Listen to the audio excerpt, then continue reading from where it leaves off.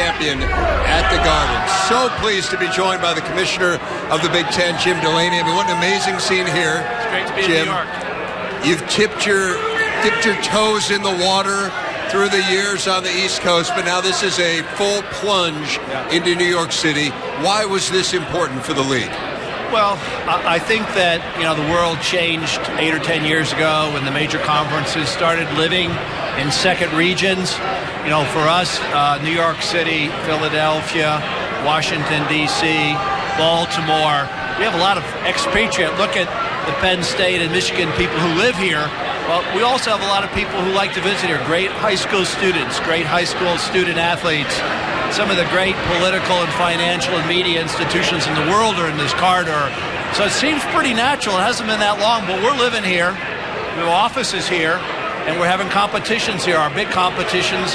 And I think this doubleheader, Super Saturday at Madison Square Garden, doubleheader, hockey and basketball, Penn State, Michigan's a great way to kick it off.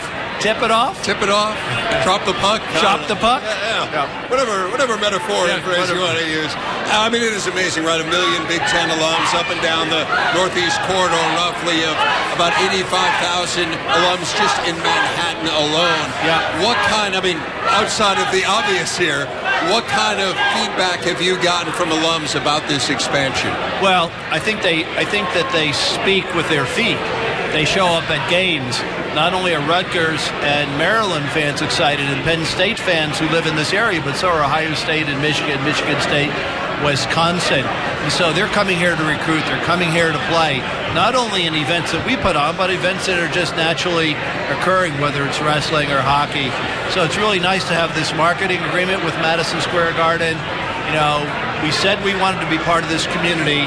It's a competitive community. It's one of the great sports areas in the world, and we're just trying to become part of it and be relevant. I want to backtrack to something you mentioned a moment ago. You were talking about the recruiting and the players growing up in this area who might want to come to Big Ten schools. Have there been any tangible results there that you can put a finger on where there's been an impact? Well, I haven't really studied it in detail myself, but there have been press reports recently that our success in the Eastern Corridor, especially in football, and to some extent in basketball. I know that John Beilein has been out here. I know that Pat Chambers has been out here. Pat's bringing in a great class from Philadelphia. John has always been successful as an East Coast guy. So I do think that between the competition, BTN distribution, games at the Garden, games in Washington, D.C., that we're starting to see some recognition that we're here. And I think people recognize that really I can get on a plane and I can be at all of our institutions within an hour, hour and a half. Parents can see me play when I come out here. And also there are a lot of expatriate Big Ten fans living here. You talk about living in both areas, and you have certainly done that. As you say, you've opened up an office in New York City. What's the balance there? I mean, how do you be a part of this area without losing sight of kind of the tradition of where the conference has always been located? Exactly. The Big Ten office, as you know, was founded in Chicago in 1896. The Office of Commissioner has been there since 1922. So that's home for us. But we also recognize as you expand, you have to embrace. You have to respect traditions, and you can't visit, you have to live. So what we've tried to do is be here. I've got full-time staff members here. I'm here almost on a monthly basis, and our teams are playing here. And we telecast here, we recruit here, and we have friends here. So I think it's going pretty well. And I think there's been receptivity. I think we have reached out, and I think in turn there's been a lot of embrace and receptivity. And I think you'll see it grow over time. We're excited about it. I know I wouldn't have foreseen this. I'll speak for myself. I would not have foreseen this, let's say, 10 years ago. Yeah. So as you look down at the next 10 years and everything that's going on, you like to use the phrase, the tectonic plates are shifting. With all the changes in college athletics, what are the trends you need to keep an eye on to figure out what the next move for the conference is, if there is one? Yeah, I think, my crystal ball has never been clear. There's always risk and there's always reward, and you try to manage that, and you do it sort of in the context with your presidents and your athletic directors and your coaches. I would say, that we're, really pleased with academic connectivity, geographic connectivity, intercollegiate athletic connectivity that we've achieved. We have a lot of work to do to really bring this to where it can be. Down the road, I think we're actually in a deep breathe stage. I think who knows what the future holds. We've got some major negotiations that will occur over the next 6 months to a year. We'll see.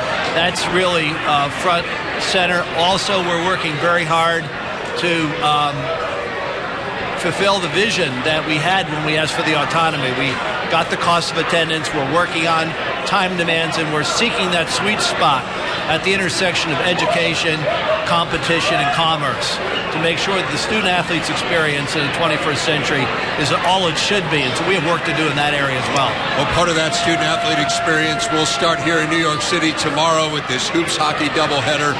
What was the genesis of this? How did you get it to this point? Well, we had a to-do list. We didn't get everything done, but we got a lot done. We wanted to build a relationship with the Big East, and we did that through the Gavitt games. They're in the Midwest, we're in the East. We thought it could be mutually beneficial.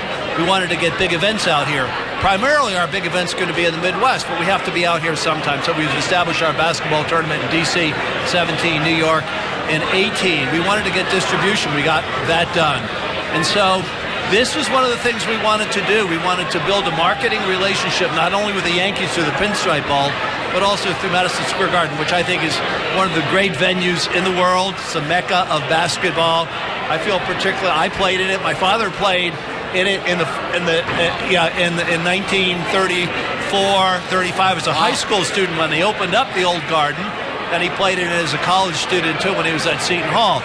So to be able to see our athletes come out here and play, and then have our own day with two conference teams playing two conference games, I think it's special, unique, and I think it's going to be something these young people remember through the rest of their lives.